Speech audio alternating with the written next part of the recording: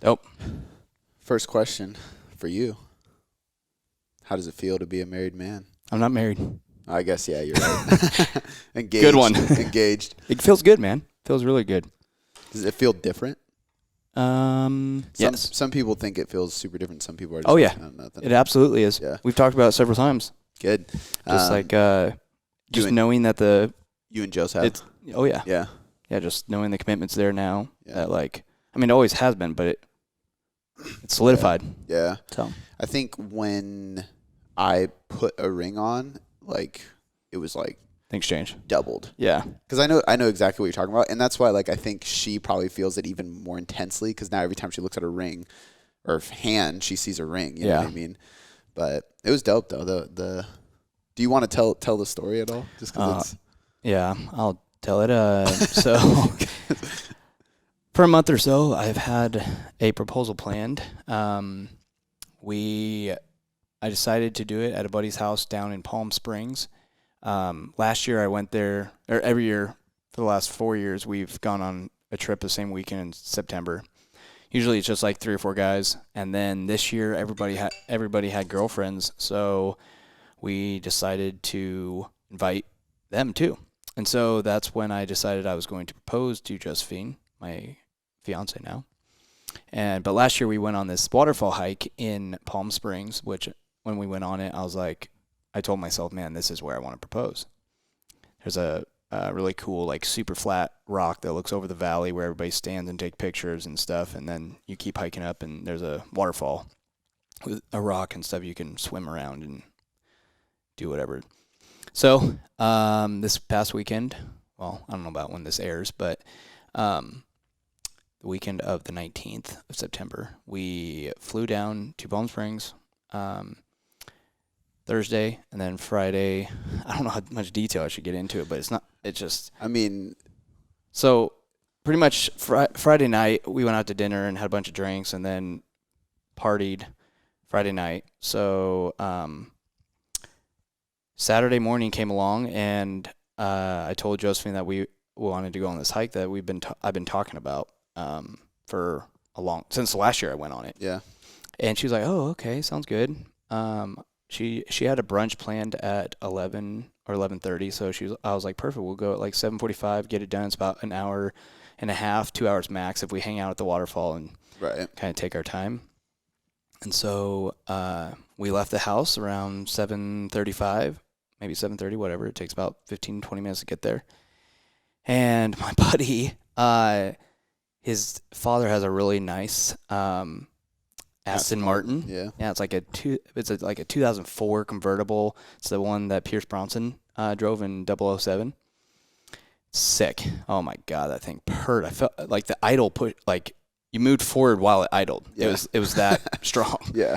So anyway, I was super hyped to drive. Oh, he asked me if I wanted to take the Aston Martin to the hike, and I was like, absolutely.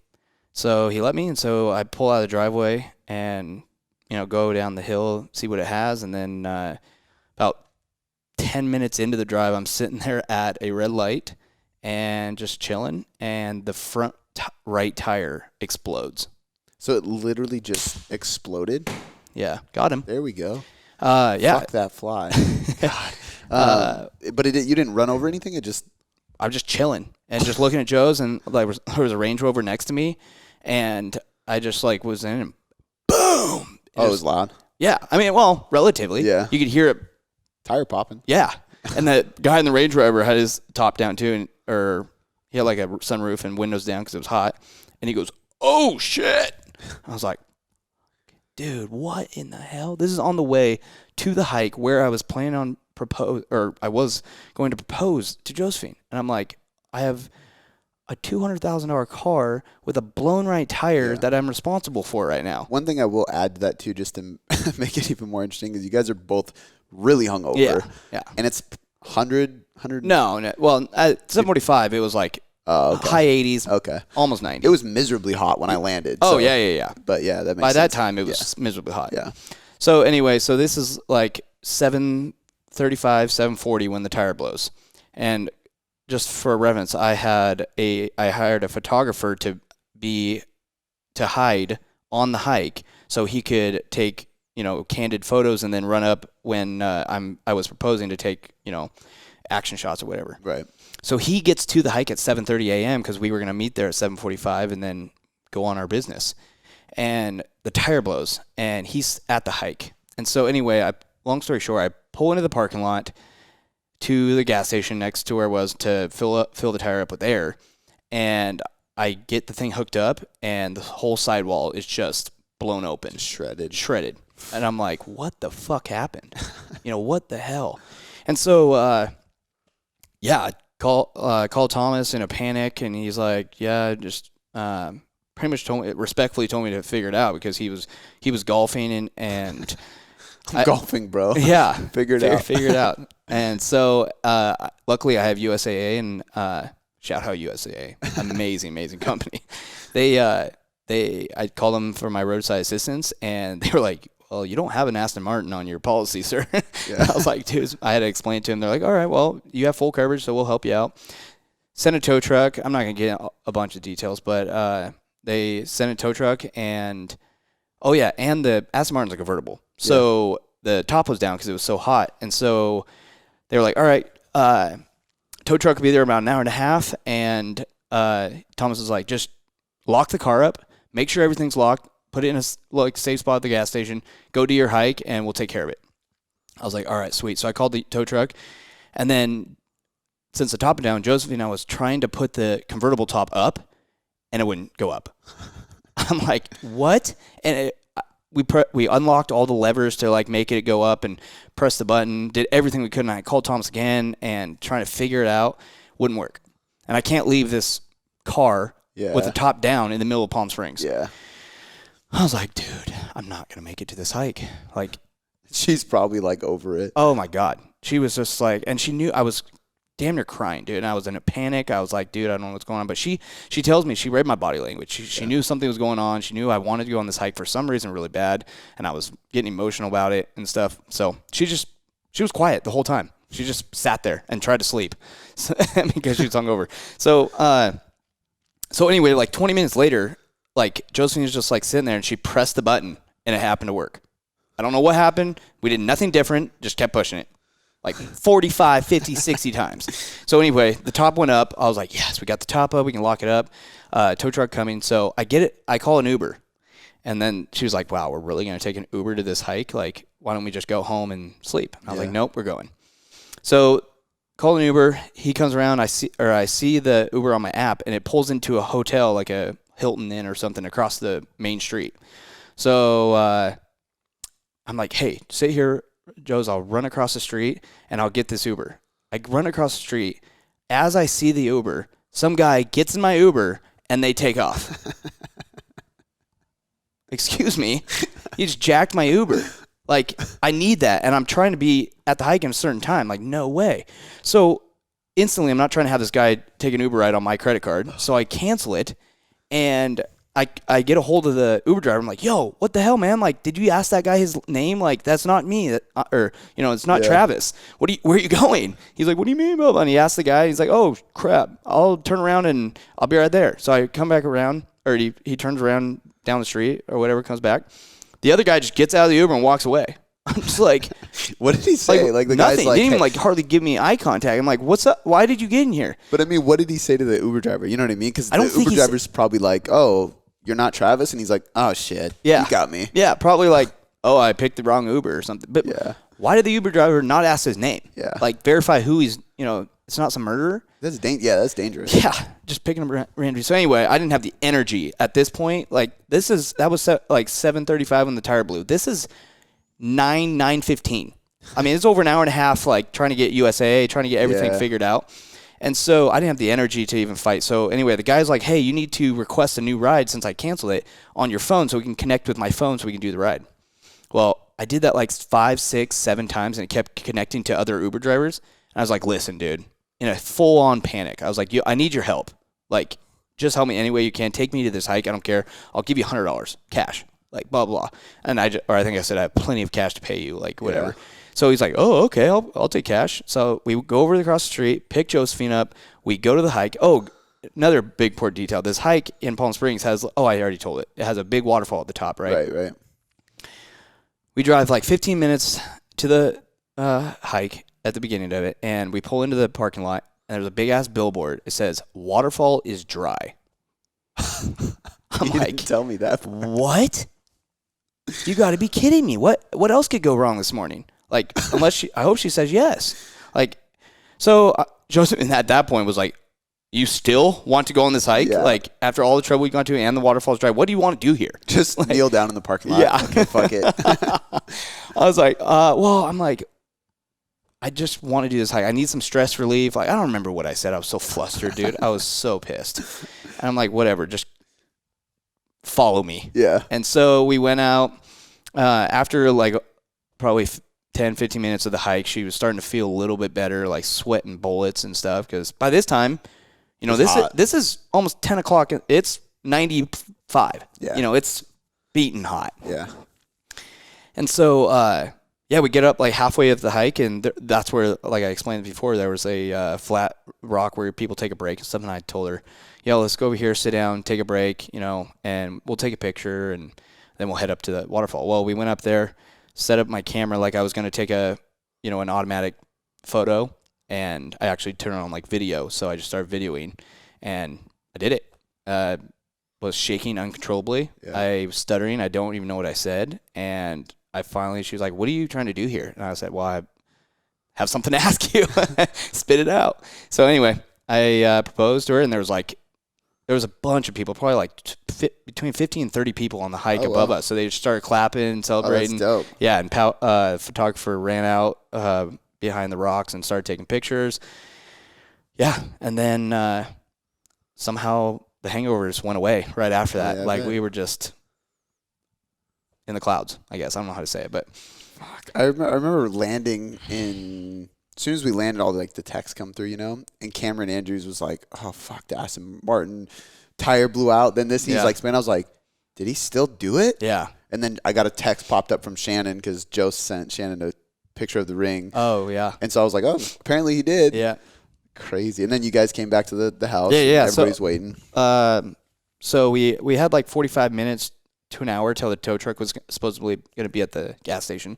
So we did a little engagement session, and then we had Pow drive us to the gas station. Luckily, the car was still there.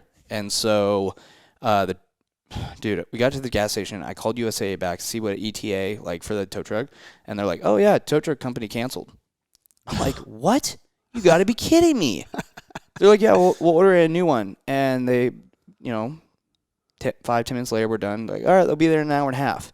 I'm like, dude, what the fuck, dude? Like, we don't got time for this. Yeah. Like, I have plans today. And so, anyway, good thing is the tow truck company called me like 25 minutes later. They're like, "We found a new driver. He'll be there in 10 minutes. Oh, nice. And I was like, fuck, okay, that's fine. And I literally, the new company, I said, "Listen, ma'am, whatever you do, please don't cancel. Like, this is extremely important to me. I will just please."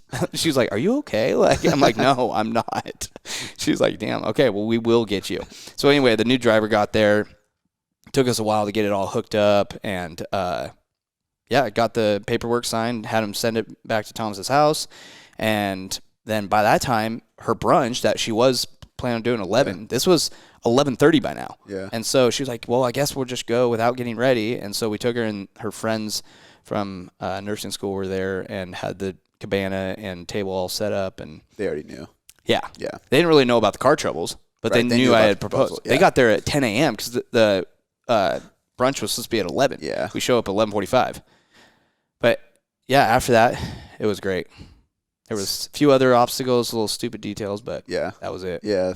Pal's Hotel. And it was cool, too, because you had everybody waiting for her that she didn't know that was she didn't even know that you and Cameron Andrews and Taylor and stuff were landing. Yeah. So, and then all the girls, like, decorated the house, and we just had a huge party. Yeah. And it was literally one of the best evenings of my entire life. So fun. Yeah. So much fun. I got so drunk, but it was for the best reason ever. And everybody was there happy and having a great time. That was the worst headache I've had in years. And it wasn't the drunkest I've gotten in years. Yeah, no. But it's because we were drinking all day in the sun. Yeah. Just like literally just sitting by the pool. Yeah. For 10 hours. Yeah. Just drinking. Yeah. Fuck, dude, my head hurts so bad in the morning. But I don't think it ever goes actually well when you propose. Like, I've always I was hoping better than that, but well, yours is pretty damn bad, man. But I mean, she said yes. I thought mine was kind of sketchy. Not sketchy, but like it was frustrating at first because my phone was about to die and I was trying to get Shannon to walk out and do this. She basically had to walk outside to see this thing, and then that thing was going to lead her on like a scavenger hunt. Yeah. But she wouldn't come outside. So I'm like calling her. I'm like, hey, I need you to open the door for me. I got a bunch of shit. No, I'm in the room laying down. I'm like, just open the door real quick. I need you to do something for me. Cody, I don't even have a bra on. I'm not coming outside. And I was like, Shannon, if you don't come outside, I'm going to freak out. My phone's dying. Get outside. And I just hung up. And I was like across the street behind a sign watching the apartment to see if she would open the door. It took her forever, but she finally did, obviously. But then same thing when she went through the scavenger hunt, I snuck into the apartment. When she came in, I was like shaking, just like you said. And it's funny because it's like, I know she's going to say yes. Yeah. I already got approval from her dad, which was the scariest part, which he actually said no at first. I don't know if I ever told you that. Yeah.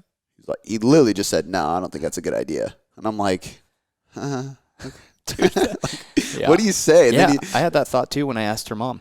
It's crazy. Yeah. And then, and then I was just fucking freaking out. I was freaking out at my wedding too, though. You're going to do it again. Yeah. I was fucking I just don't like nervous. Yeah. I don't like getting that personal in front of that many people. But the proposal was obviously her. Yeah. But only thing I'm banking on with the proposal, I'm reading that thing off my phone. I'm not going off the top of the head because I had this whole thing. Like, I even said this about my best man speech to you. Like, I had this whole thing written out talking about how I wanted to get these details, and I got up there. I'm like, I love you, bro. Like, I didn't know what to say. Yeah. Like, it just blanked, and then I even stuttered. Like, and then I grabbed my phone because I freak out when people are just sitting there like waiting for you to say something. But my wedding, I have to read it because there's so much I want to say that it's personal. You guys gonna write your vows, or not your vows? I'm not gonna just make it up on the top of my head. No. What is it called? Your vows when you read the thing before? Yeah. Okay, but some people don't actually write and read them out loud. You know, they have the person read them. I've never heard of that. Oh yeah, sometimes because I was asked too. Like, are you gonna write and read your own vows in front of everybody? Somebody takes their vow. Some people don't read their vows. They take them and put them in a piece of paper and lock them in a box. Oh. In 1 or 10 years, they open them up if they're still married. Yeah. Yeah. No Just shit. saying, but yeah, that's what. So you guys are gonna read it in front of everybody? Because that was the most. I guess we haven't talked about it, but I plan to. Yeah, that was the most nerve-wracking part for me. Absolutely. Was like, fuck. But you read it, didn't you? Oh yeah. Good. Yeah. I had a piece of paper. They printed it out like on a nice paper, and I just read the whole thing. But that shit was emotional. It's weird confessing your love to somebody 100%. In front of 100 people. 100%. I would like that's what got me on the proposal. Like it was just nerve-wracking. Like I'm telling you, literally how I feel in my heart. Yeah. Like, and I tell her I love her every day, but it's like it's different. Oh yeah, it was different. Yeah. Like my voice was shaking. Yeah. Yeah, dude. I mean, like, you've been to seminars. I speak in front of 30, 50. Yeah, dude. I spoke in front of 130 people at that one event in Arizona. I'm cool. Yeah. Just fucking going. But something like that, I was so nervous. And I was a wreck all day. You remember. I was just nervous as hell. Some of you guys are like, I'll have a drink. I'm like, no, I can't. Like, I'm just fucking pacing back and forth. Forgot the cake. That was horrible. That was my only responsibility for the whole day. Cody, I just need you to do one thing. Dude, bring the I remember cake. we were in that room, and when her mom came in, or sister. It was her mom. It was her mom? Yeah, it was her mom. Her mom and Alex Lynn was right next to her. Because you were like, don't tell her mom. No, I said, don't tell Shannon. I know, but... It was her mom. I remember. Okay. Anyway, but dude, I was sitting next to you, your eyes just fucking shot. Just like... As soon as she's like, where's the cake at? Deer in headlights. Oh, my God. What did she say? She said... You're kidding. No, she said like, no, you fucking didn't, Cody. And I just was like, don't tell Shannon. I'll figure it out. Yeah. I was dying. Oh, that was crazy. Anyway. Cameron Andrews brought it. But yeah, that was good. Dude, I got more engagement on the story of the tarantula than anything I've ever gotten engaged on Instagram. I swear. People were freaking the fuck out. Yeah. The thing was huge. Huge. Were you right there when we saw it? No, I was sleeping. Oh, yeah, okay. Thomas is like, guys, I think there's a tarantula in the garage. And I was like, bro, okay. There's not a fucking tarantula in your garage. Come look at this thing. Lo and behold. Lo and behold, there's this fucking huge tarantula crawling across the wall. That was a scary... that was huge. That was fur on it. I was watching the video, so you can't see it in the video I put on my story. There was fur on it. Yeah. It's crazy. I went to the other side of the shelf, and I put my hand on the wall because I wanted it to crawl closer so you could see how big it was compared to my hand in the video. And now I watch it, I'm like, what the fuck was I thinking? Imagine if it just leaped on my hand, and then Thomas tries to smash it. It falls underneath the shelf, but didn't die. Yeah. Like, what happened to it? I don't even know how I slept that night. Fucking tarantula running around. Yeah. That was trippy, but it was a good trip. It was awesome. Fun. So anyway, there's my engagement story, guys. Yeah. I just wanted you to tell it because it was kind of like, it was a great story, but it was like so nerve-wracking. Yeah, maybe I'll air this sooner. Yeah. But dope. Not so irrelevant. All right, well, today is a Q&A. So we got a bunch of questions we're going to run through. I think a certain color. I should have this up. All right. Yellow. Okay, here we go. First one comes from Lauren M. Roberts. It says, I have a male client, 39 years old, whose goal is to be lean and gain muscle. He works out a lot and does a ton of cardio. He has skinny arms and legs and a belly. If I set up his macros to maintenance, he's not eating enough. With an importance of him getting enough protein, will the midsection fat go away with less cardio and more weights? His mindset is to do cardio to lose the belly fat, which I think is causing him to retain the fat. It's possibly too much stress for his body. Another thought is what's up with skinny arms and legs and belly fat in general? Like what's up with having that? Yeah. So I'm assuming she's saying that she brought him to maintenance and it's still like he's not eating enough or something like that. Because it was kind of weird how that was worded. I think there's a few things to cover in this one. The first one being that like no specific thing is going to directly burn belly fat. So like she said, he thinks cardio, like it's good to teach them and educate your client. Cardio doesn't burn belly fat. Cardio burns calories. It just increases energy expenditure. It puts you in a bigger deficit. And the grand total of your daily calories ends up getting lower, which allows you to slowly lose weight over time, which is going to lead to losing belly fat. For sure. But for a lot of people like him, and the reason why his legs are skinny and his arms are skinny, but it's not his belly, is because guys preferentially store body fat on their low back, sides, and stomach, right? If they have testosterone issues and or estrogen imbalances and stuff, that could get more like chest fat too, like breast enlargement essentially. But usually they don't. Like I can be at the end of my bulk, not see a single ab, and my shoulders have striations in it because I just don't store fat on my arms or my legs. I can flex my quad and I can see separation from my rectus femoris to my two lateral heads and everything, and I don't have a single ab. Because it's like I've been bulking, and that's the only place I'm going to store fat while I'm bulking is my abs, which is usually the place people don't want to store fat. So with him, like the reason he's in this position where his arms are skinny, his legs are pretty skinny, and he's still got a belly is because that's the definition of skinny fat, and it's mainly because he doesn't have muscle.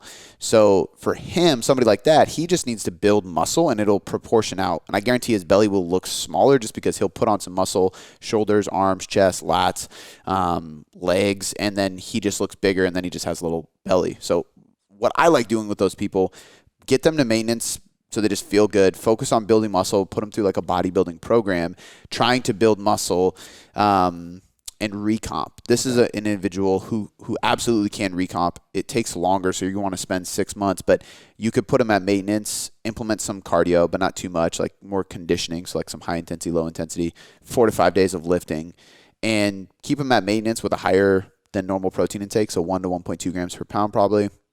And just coast and just wait. And I would assume that his weight won't change, but he'll just get leaner and leaner, and his belly will go away because he'll be adding muscle to those skinny areas and then removing fat on his belly. So recomp is one of those tricky subjects where it can't always happen. Like we had somebody in the mentorship group ask, which just went live this week, and it's been so much engagement in that group. It's insane. Good. It's going really well. It's really cool. And we'll definitely be running this again for any of the coaches listening. I believe we're going to launch January 1st, so just keep an eye out for it. But he asked about recomping for one of his clients, and I answered it in the comment. And the comment was literally so fucking long because I was like, well, in this situation, it would be like this. In this situation, we'd do this. In this situation, we'd see this. And it was just like, and then at the end, I literally go, and sorry for not actually giving you an answer inside of your answer because like I didn't tell him anything black and white. But this is a scenario where I think recomp is probably possible.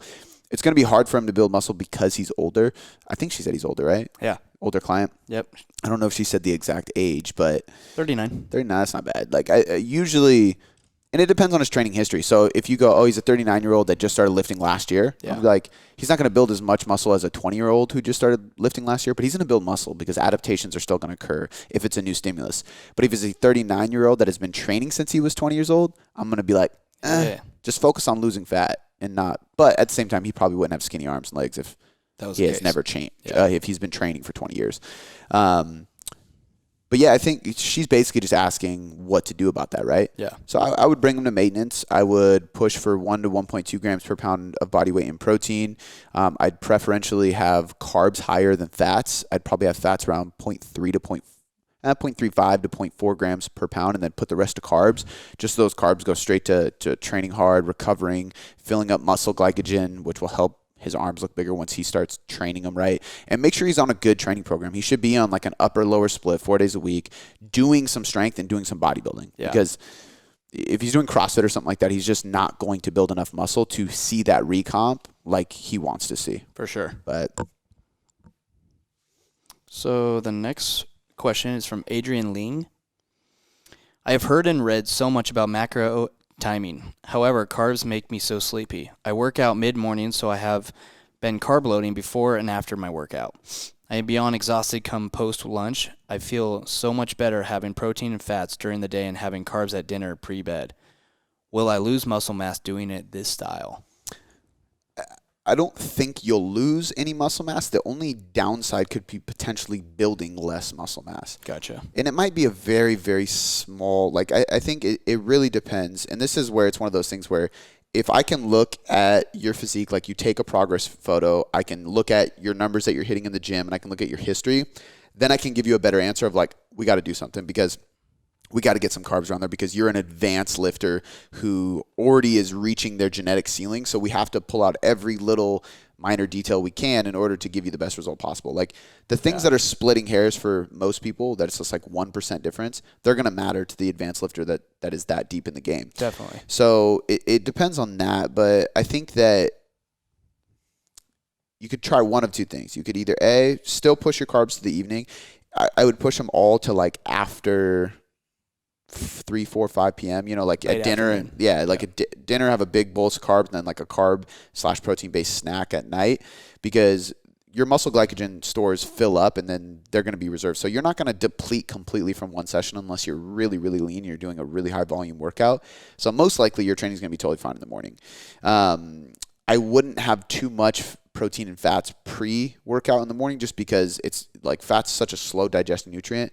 Your gut's just going to feel like shit while you're trying to lift, which is just not optimal. It's not going to make you lose muscle, but nobody wants bubble guts while they're trying to train. Yeah. So I would probably just have like a protein shake, go to work. But like ideally what I would do is have a protein shake and a banana, something that is not that much carbs. It's fast digesting. It'll give you a little bit of energy. And then maybe have like an intra-workout shake. So highly branched cyclic dextrin, dextrose, something like that, or even Gatorade while you train with some amino acids, and then have just protein and fats until your carbs evening. Because I think for most people, if you just have that intra-workout carbohydrate shake, it's so fast digesting and it gets used right away. You usually don't have that feeling where you bog down. And a lot of times that feeling, the feeling is common because carbohydrates increase insulin, drop cortisol, and put you into a parasympathetic state in most cases. After a little bit, I don't want to say all the time because people respond differently to carbs, and carbs are good pre-workout. So it's not like you're going to eat carbs and everybody gets sleepy. Like I have to eat carbs before I train. But carbs can make you sleepy if you have a big dosage. So you might just need to have a little bit less during that time, or just do it intra-workout so it gets utilized right away. And it might depend on what you're eating with those carbs too. Because like, you've ever heard, there's a Seinfeld episode about it, but like tryptophan and getting like, so Thanksgiving dinner. Yep. So what happens with that is turkey is really high in an amino acid called tryptophan. And tryptophan can increase serotonin and help you sleep. It kind of like gets you into that restful state. Well, carbohydrates can influence that to make the rate go up. So when you're eating Thanksgiving dinner and you're having all this mashed potatoes and biscuits and stuffing, it's all these carbs and all the turkey, you're just tired as fuck. Yeah. In the episode of Seinfeld, he's dating this girl who has Who's all. he? It's Jerry. Okay. He's dating this girl who has all these. her dad collected toys, and then her dad passed away, so she kept them all. So she has all these toys that he grew up playing with. And so he tells George about it, and they want to play with them, but she won't let him touch them. So they bring a ton of turkey and gravy and like Thanksgiving stuff over, like just like have a big turkey dinner to get her to fall asleep. Yeah. And she passes out, and then they can play with the toys. And they keep coming back for like turkey dinner. It's really funny. But essentially what I was getting at is if you have too big of a meal of carbs and protein, it could just be that. It could be the tryptophan effect. It could be just putting you out. And you might want to push that to later in the day. But if you have a whey shake with a banana or intra-workout carbs with aminos, it's not. I highly doubt that's going to happen. So if you're pretty lean and you're really focused on building muscle, I would probably put some of those easier carbs in the morning that aren't going to have that effect. Move the rest of your carbs to the night. If you're more focused on fat loss, just move all the carbs tonight. Don't worry about it because it's not the end of the world. And just test your lifts. You know, like if you're tracking your weights, you move all your carbs away from your training and none of your weights go down, then it means you're carb loading at night enough to supply energy for those morning workouts. You don't have to worry about it.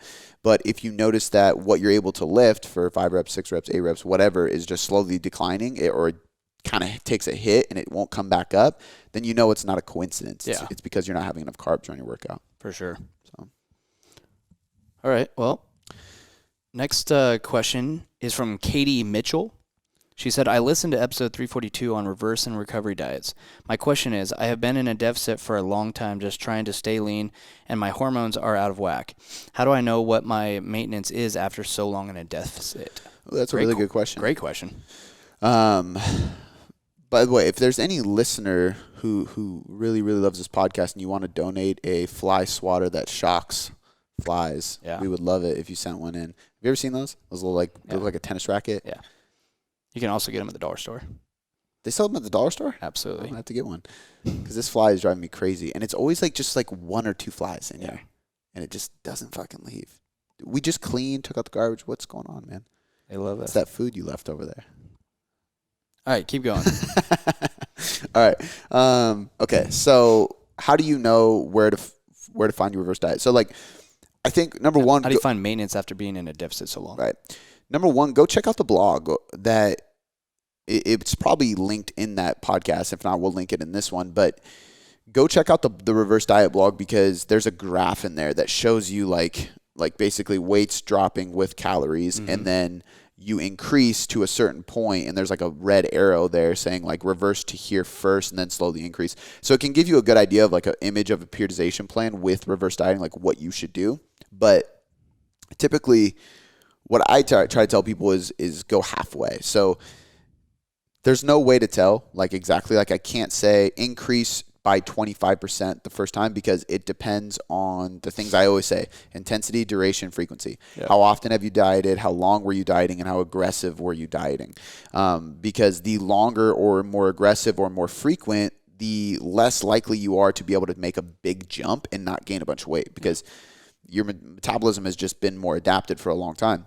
So I typically say halfway through. So if you started at 2,000 calories and you dieted down to, I don't know, 1,300 calories, I would probably go somewhere between 16 to 1650, like right in the middle. You know what I mean? Like make a jump where it's literally 50% because that's most likely going to be at the bottom of your maintenance range now. It might be right in the middle of your maintenance range because your metabolism did slow down a little bit. But it has to be significant enough for you to feel better in general. And one way you can test this out is with diet breaks. So if you've been taking diet breaks or refeeds while you've been reverse dieting, decide that like, okay, so maybe I'm eating 200 protein, 150 carb, 50 fat. That's my dieting macros. Maybe I do this calculation about halfway up means I'm going to go 200, 255. So added 50 grams carbs, add 5 grams of fat. Well, take a diet break for 3 days. Try that intake out and see what happens. If you take that, you feel way fucking better. You sleep better. Your training's better. Your mood's better. Your stress goes down. And you lose the weight that's gained during that diet break within a few days, then that's probably a safe bet to jump to. If you gain a couple pounds and it lingers for a week long or more, then you probably overshot that and your metabolism isn't ready to catch up that quick. And you probably have to go a little bit lower. So it's just a good way to kind of test it out because typically when we take a refeed, we know that 1 gram of carb holds 3 to 4 grams of water, and that's going to cause you to retain water and gain weight during a refeed or diet break. But that should dissipate pretty quick. It should go away. So if it's I usually see people lose that weight they gain within 3 days. But if it proceeds on longer, then I think we have an issue. And that's where we have to take a step back and go, okay, maybe we'll go 175 grams carbs instead of 200 carbs on that bump.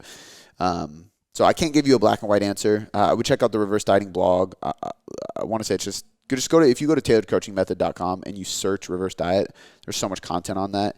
And you can just search on the blog and you'll see the podcast, the video, everything. Go check that out, look at the graph, and just know that you should probably go halfway up towards your old maintenance, because that's probably going to be close to your new maintenance. And after that, you might be able to slowly inch it up to get closer and closer to your old maintenance, which was 2,000 calories. Yeah, gotcha. All right, we'll link that in there. Next question is Valerie0809. How do you determine what coaches to pair with which clients? If I'm on the call, if I take the call, like the new client call where they apply and Tori reaches out to them, sets up a phone call with me, which I genuinely enjoy doing because a lot of times they are podcast listeners, so it's cool to hear the listener talk to me. If that's the case, I'm kind of just interviewing them, trying to figure out their history, their current training, their goals, and their personality type I'm trying to pick up on along the way. And by the end of our 15 to 30-minute call, I'm going to know enough to know, like, okay, like I can tell you right now, no matter what the person's goal is, I don't really have anybody on my team that I don't trust giving that. We're all going to be able to do everything. Yeah. So it's really more about the personality type. So if I'm listening to somebody and I think they would respond better with positive affirmations versus negative motivation, which is two completely polar opposites, right? Like positive affirmations is me like patting you on the butt, telling you good job, like encouraging you with really good positivity, which most of us love. Yeah. But for some people, that's not enough accountability to get their shit together. Yeah. Right. So some other people need negative motivation. Like, let me explain to you what's going to happen if we don't do this. Yeah. Like, let me show you the bad or what you're trying to get away from, the pain that is already with you, that's going to continue to linger if you don't make these changes. Some people respond better to that. So what coaches do better with each? Just the assessment. The assessment. And I've been working with all of them for so long that I know which ones do best with reverse diet clients, for example, because I know the mental burden that reverse dieting can be, and I know which clients do better with that. I know which coaches are the best for like the geeky clients. And what I mean by that is like somebody who like really wants to learn, has a ton of questions, loves the science. I know exactly who I'm going to pair you with. Yeah. You know what I mean? So it just kind of depends, you know. And then there's even people where I've had conversations where they're like, hey, I really want a guy to work with me because I'm a guy and I just want a guy. And I'm like, all right, cool. Or I've had women that said I respond way better to men. I'm like, okay, cool. I'll pair you with a guy. So it's kind of a back and forth. A lot of it is just personality typing and just kind of trying to read into the individual I'm talking to. And then if I don't take the call, it's making an assessment off of the application. So when we get an application in, especially when it has actual good info and they give me some depth in it, I usually have a really good idea of who's going to pair best with them. And so I'll send that application right to the coach. The coach reaches out to them, gets on the phone with them before signing them up and getting them started just to make sure it's a good fit. And then lastly, the only other thing that influences it is client rosters. So some of my coaches' rosters are full, and we're not going to create overcapacity because then they're not able to deliver the value or the level of service that we expect to provide as a company. So that influences it as well. If somebody's full, then nobody's going there, you know, so it kind of depends. Yeah. Touche. All right. This one comes from Sue Many Recipes. I'm assuming maybe their name's Sue. Must be. Maybe. How much, if any, cardio should be done during a maintenance and or building phase? I think for building phase, like very, very minimal. Is that saying that it's bulk? Yeah. Just if you're trying to gain weight, gain size, you don't want to do too much because if you do too much, you're just burning too many calories. And if you're burning too many calories, you're going to be in a deficit. And you can't. I mean, you can build muscle in a deficit because recomp is possible, but it's just very rare, and it's highly dependent on the situation, right? Like, you have to be a newbie, you have to be already skinny fat, or you have to completely dramatically change. Maybe you're doing CrossFit and then for years, and then you shift 100% to dedicated bodybuilding. You probably could see a recomp. Or if you're really fucking dialed in, like I've seen advanced people recomp because we're like, all right, nutrient timing, meal timing, exact macros, you're weighing everything, fibers on point, sleep is on point, training's on point, you're progressing over like every minor detail is so locked in that it's like it's impossible to not recomp, you know. For sure. But I think in general, if you're trying to build, you should do the minimal amount of cardio needed just to maintain healthy energy systems, because that's going to help you utilize carbs and fats for fuel. It's going to help you recover faster during your workouts. So between reps, between sets, between sessions, your body's able to pull in more oxygen and utilize more oxygen more effectively and efficiently, which is going to lead to better recovery for training. But you don't need that much in order to get that effect. So like for me during my building phase, when we were doing 6 days a week, my cardio was just my steps. I just like, I'm just going to go on a couple walks a day and just like pick up the pace just to make sure I'm doing something. When we shifted to 5 days, I added a conditioning day. So it was like more lower intensity, but it was like the rower or the assault bike or the sled, but I'm doing something for a 20 to 30 minute period sustained because I wanted to work on those energy systems. And now that I'm in a cut, we're doing 4 days of lifting, 2 days of conditioning. So obviously as you shift gears towards a cut, you're going to do more. But I think even in a building phase or a maintenance phase, you should probably be doing at least 1 day, if not 2.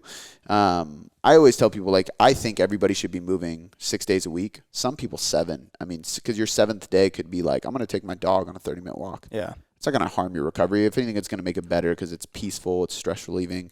But if you're not getting any cardio in, we're missing out on a lot of good benefits for health, cardiovascular health, immune function, like I said, recovery, oxygen consumption, everything. So utilization of nutrients in the body, I would basically, all my clients do some, no matter where they're at. But usually when somebody's building, I like 5 days lifting, 1 day of conditioning or cardio. If they're cutting, it's usually 4 days of lifting, which 5 days of lifting you can still do when you're cutting. It'll maintain muscle good. But a lot of times as we go into a deficit, stress goes up, right? Because you're dropping calories, so cortisol is going to go up. Stress is a little bit higher. You're not going to have as much energy coming in. It's just hard to train that often with intensity. That hard. Yeah, so like even, I mean, yesterday, dude, like yesterday's session, literally, CJ texted me, he's like, I can't feel my legs, dude. We were literally just sitting there afterwards like, holy shit. And we're both on a cut right now. And you can feel it. But if I was doing 5 days a week, I wouldn't have been able to push that fucking hard. Yeah. But because we're only doing 4 days, like I can push really hard when I'm in it. Yeah. And I think that's really important. A lot of people just don't train hard enough. That's another added benefit of like, or added reason why people can't recomp. You're just not training hard enough. Like you're doing an RPE 8 or an RIR of 2, but I watched that and your first rep looks the same as your 9th and 10th rep, which tells me that you're not 2 reps shy from failure. Load the weight. You're exactly, add weight or add reps, because your last rep should be way fucking harder than your first, and it should be really close to failure. Like you want to get to that last point and be like, there's not that much I can do. And even last night, we worked up to 425 pounds on the trap bar for sets of 3. And I walked into it like, I'm going to do 365 today. Like that's where my RPE 8 is, right? If I read the paper and I look at the percentage and I think of RPE in my history, I'm like, that's my weight. And I went off of intuition and feeling, and we actually didn't count the weight on the plates. We were like, let's just keep going and follow our intensity and our effort and where we feel like how good we feel. And I got up to 425 for 3, and CJ went to 495 for 1. He only got 1 on that, but still, it was funny too, because like he started lifting me in January, and he was like, one of my goals, I want to deadlift 500 pounds, and he was way away from doing that because deadlift was one of his weaker lifts, and I was like, all right, we could probably get there, eventually. And we just started adding plates. And afterwards, we counted it. I was like, oh, dude, you should have put 2.5s on there. Because you got that good. But it was after you lift 495 once, you're like, I'm not doing that again. Yeah. Not for weeks. But I was like, don't worry, man. You could probably do 500. But you didn't. Yeah. But, I think that answers the question, right? Yep. Yeah. Absolutely. What is the... what did you say that the October research roundup is on? Not to put you on the spot. Yeah, no shit. Concurrent training, I think. I think one was concurrent. I thought it was alcohol. But no, we already did the alcohol one. Oh, okay. Yep, the alcohol one's already out, so we can link that in the show notes. September. Yep, September's was alcohol. All right, that's relevant to the next question. It says the person asked the question is Landis121. When you have a few beers or drinks, do you tend to try and make up for it by eating less? ? I think it's it's metabolic adaptation and concurrent training. Yeah. I think that's what it is for next month. Okay. I know it's metabolic adaptation because that's a topic that's been hit on so many times and a lot of people are so afraid of it. And I'm really excited for this one to go out because we kind of talk about how it's really not as big of a deal as you think it is, which is different than what most people talk about. So a couple episodes ago, when I don't know if it was this, I can't remember if it was the way we do things at TCM or one of the other Q&As, but you were talking about concurrent training. I think that's what you said also. It might have been the training FAQ. Might have been, yeah.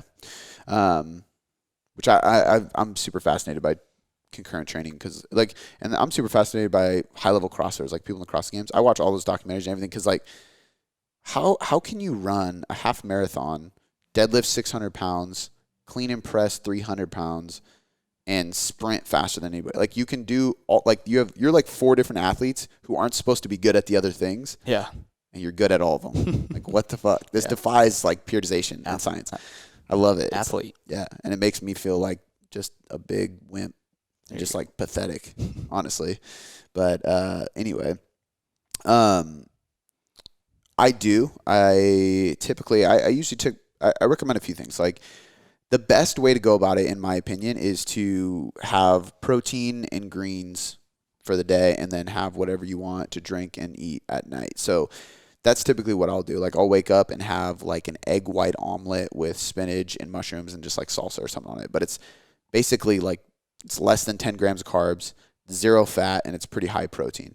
Fills me up. There's fiber, there's micronutrients, there's vitamin minerals in it, and it's getting my protein in. A few hours later, I'll have maybe 2 scoops of whey protein and a greens drink, right? Still really low calorie, high protein, fills me up, getting my nutrients, but I go into dinner with tons of carbs and tons of fats left over in my diet, and then I can have whatever I want to drink, and then whatever we're going to eat on the side I'm probably going to be fine because I probably have 2,000 calories left still.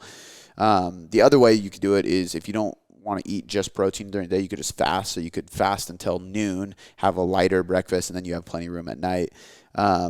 Or if you really wanted to, if you train Saturday morning, and this is what I was doing too on my gaining phases, during my gaining phase, I'm more serious about it now. I'll be pretty specific about fitting alcohol in and everything.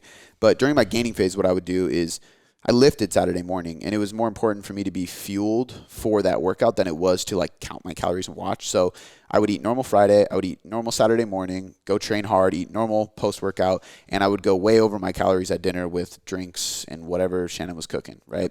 And then the next day, I would just add it in and go, okay, I went over calories by 1,000. So I'm going to fast on Sunday, and I'm going to pull back some carbs or fats to just make sure I balance it out for the week.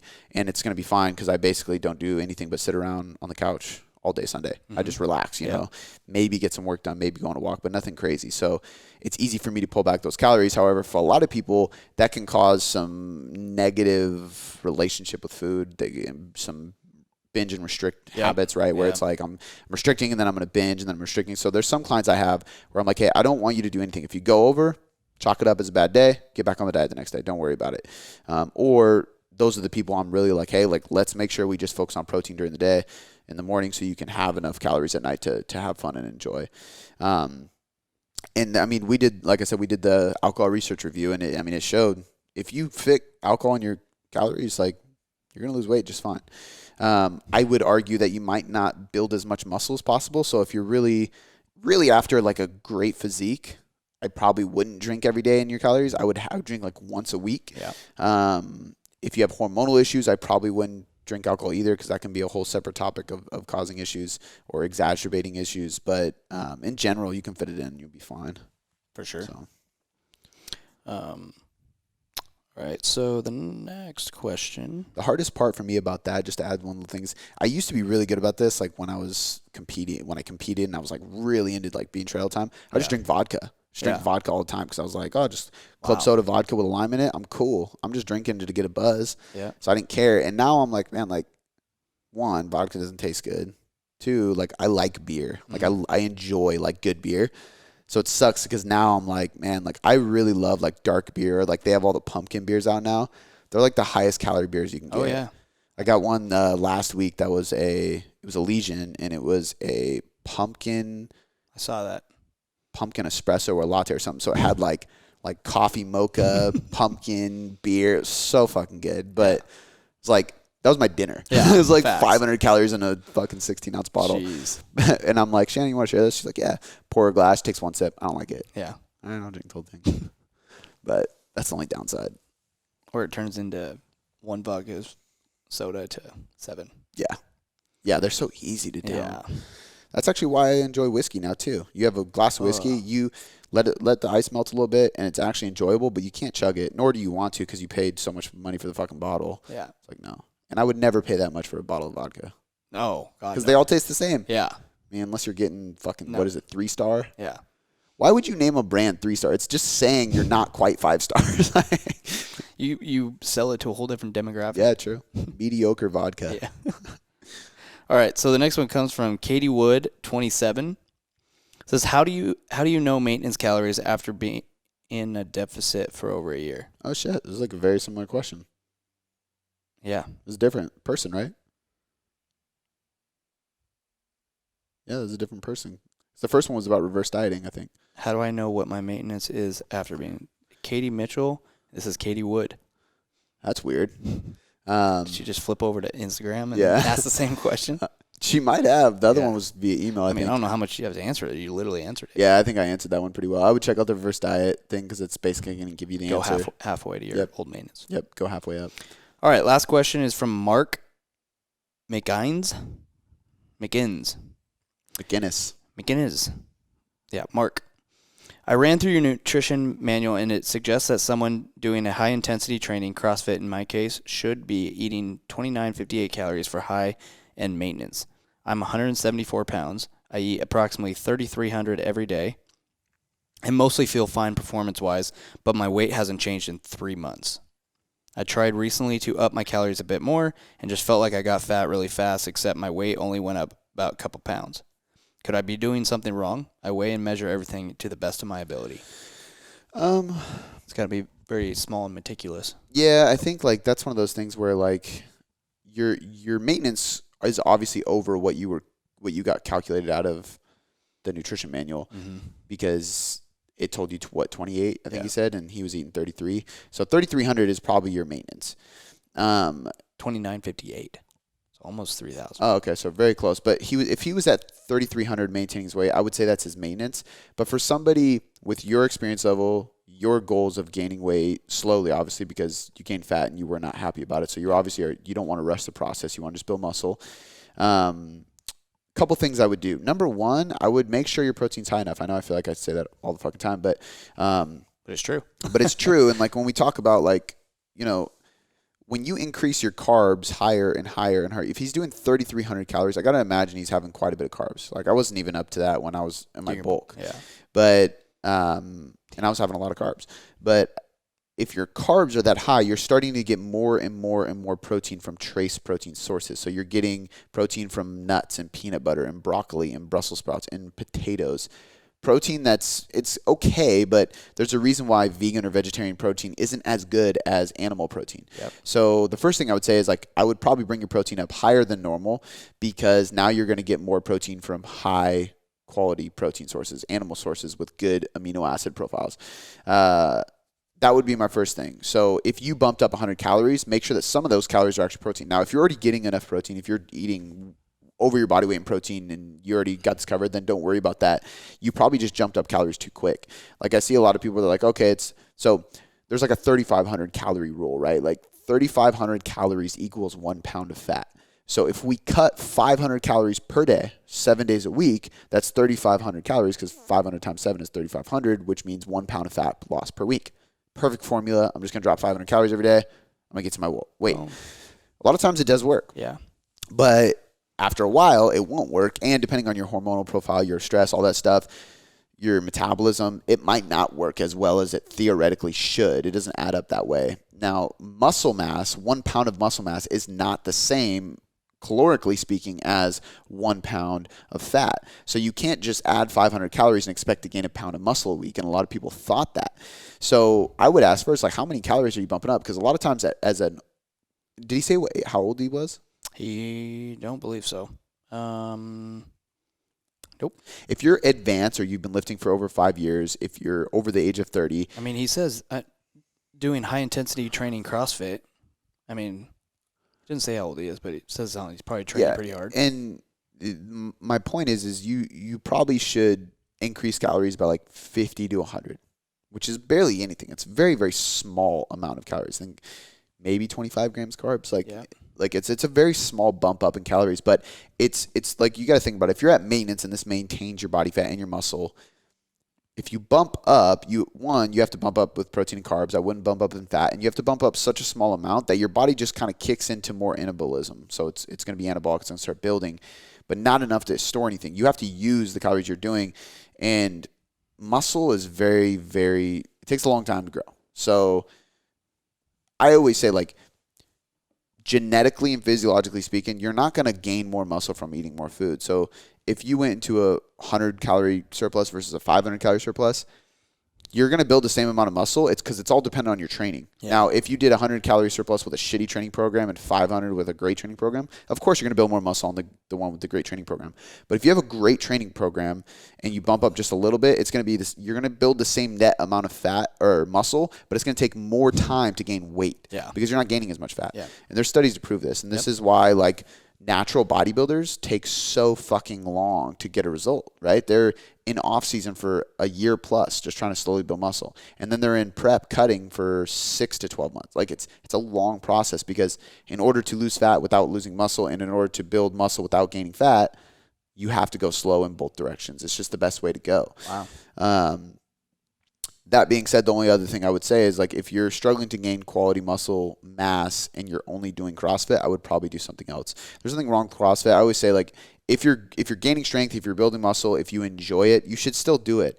But at the end of one of the days that's easier, or on your off day, throw in some fucking curls, throw in some lateral raises, throw in some shrugs, throw in some sit-ups, throw in some leg extensions or hamstring curls. Whatever you're not doing in CrossFit, hitting the muscle groups you're not hitting, hit those on one extra day a week or something, because you're just going to add a little bit more volume, and that will help you build muscle. Oh. So, and a lot of people don't do that. Yeah.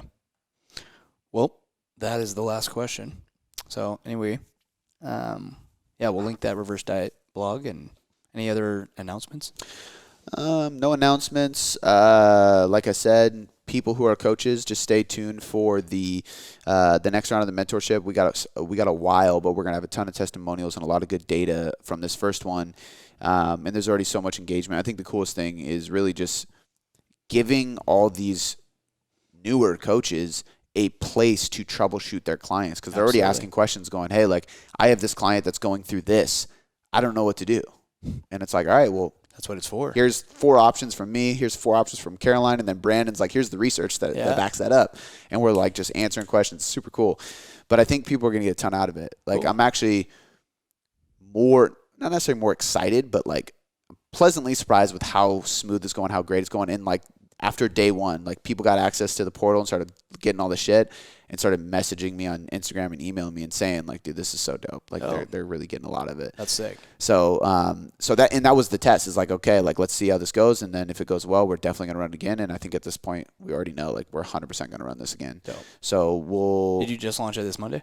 It launched on Monday. So September 21st, October, November, December. And then we'll probably launch in the early January. So probably not January 1st, but something along those lines. Cause then we'll have like a Christmas break. Yeah. Have a couple weeks to recoup, get ready, and launch again. We'll announce it before then, though. Yeah, 100%. Other than that, no announcements. Thank you guys for listening. Yep. I appreciate you.